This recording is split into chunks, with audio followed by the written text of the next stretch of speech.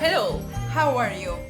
Welcome to the PapuFacts podcast, a podcast created by was high school students here in Mazatlán. Today, my colleague is here, Erick, Mayte, and me, Vicky. Want to talk about something that we all experience, but sometimes don't stop to think. How does technology affect your mental and physical health? Hi, I'm Mayte. And yes, although we live in a hyper-connection world, that connection to digital medium often means disconnecting for ourselves. Social media, video games, TV shows, notifications, screens, all of this is part of our daily lives. But at what cost? We live comparing ourselves to what we see on social media.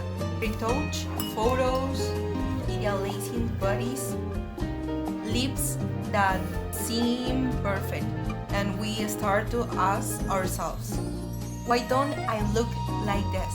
Why isn't my life that interesting? I've even delayed photos on myself just because they didn't get enough likes, and I feel it bad about that.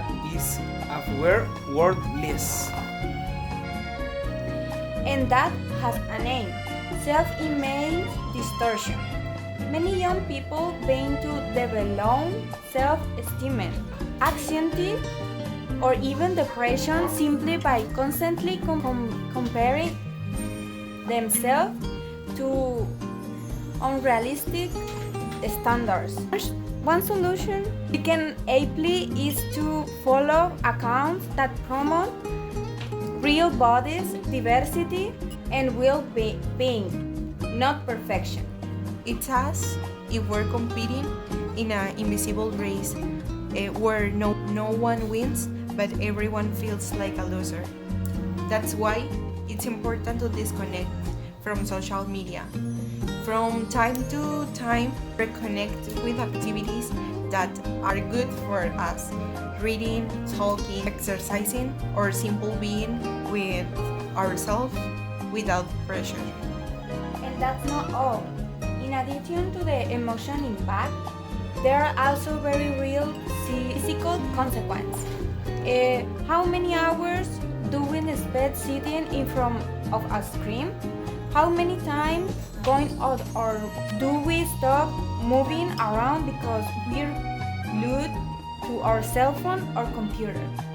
Many of us no longer do any bare minimum of physical activity. Walking to the store has already been replaced by ordering via an app, and that, combined with poor nutrition, leads to something that is rapidly increasing, obesity in young people. One alternative is to include daily movement routines, such as taking the stairs, walking at least 30 minutes, or joining school sports teams.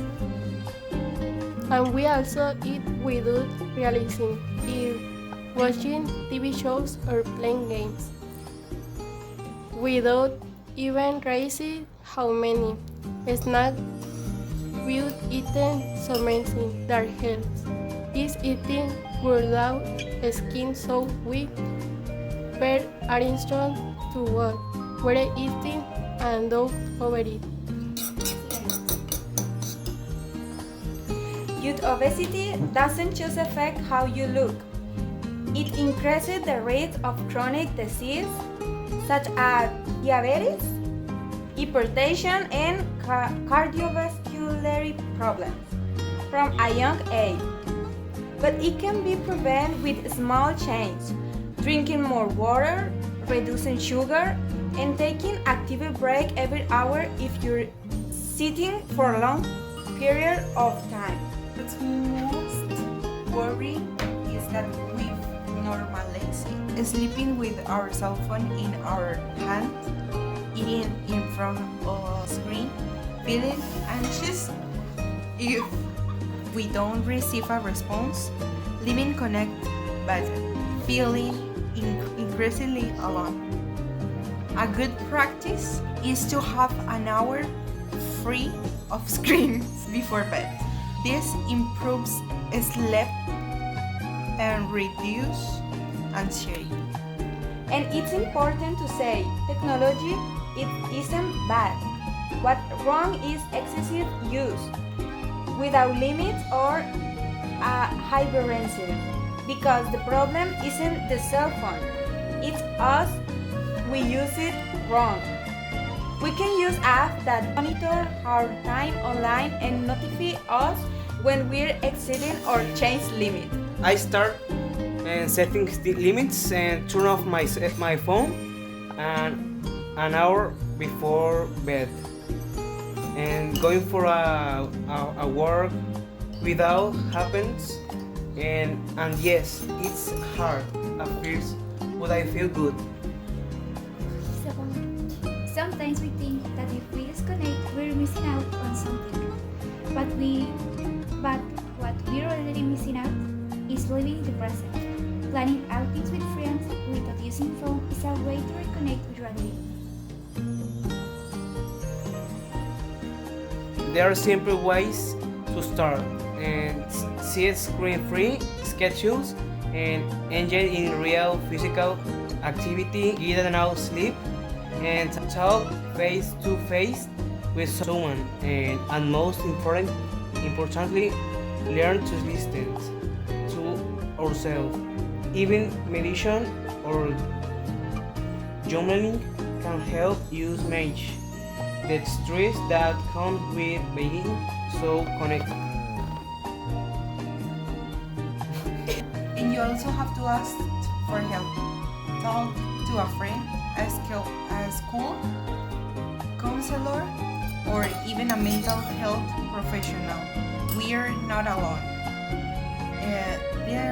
There's psychological support at our high school, and we could also promote digital wellness campaigns. Even if it doesn't seem like it, there's always someone willing to listen. So, if you who's listening have felt sad, pressure by social media, if you notice that you don't feel good about yourself anymore, take a break. Turn off your phone, break, and start reconnecting with yourself. One day a week without social media can be a way to start.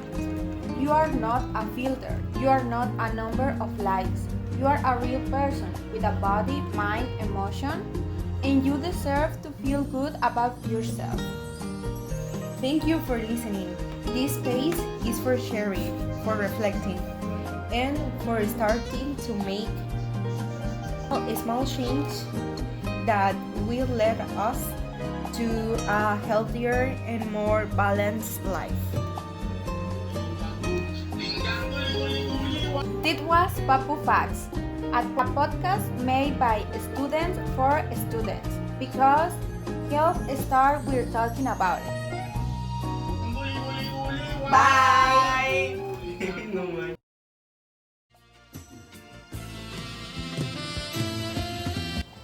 ¿Sigues tú, Vicky? A grande nomás no veo.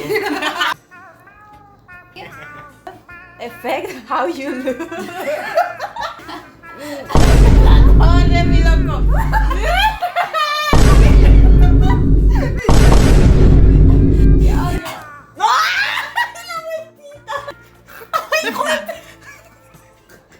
¿Quieres hablar de cuernos?